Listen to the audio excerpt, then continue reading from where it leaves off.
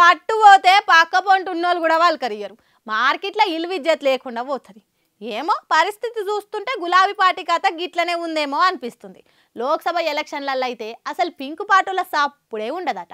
ఏమున్నా బీజేపీ కాంగ్రెస్ల హవా నడుస్తుందట. అగో గట్ల గురకాయించి చూస్తారు.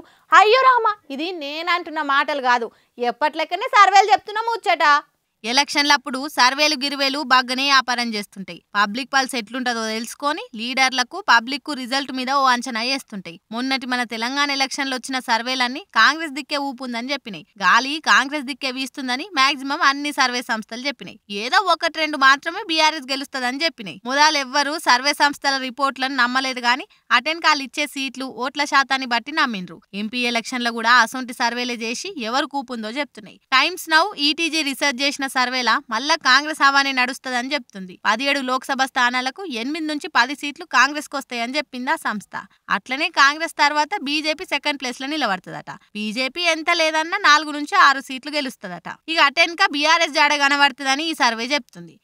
తక్కువ 2 నుంచి 4 సీట్లు మాత్రమే బీఆర్ఎస్ కు వస్తాయట.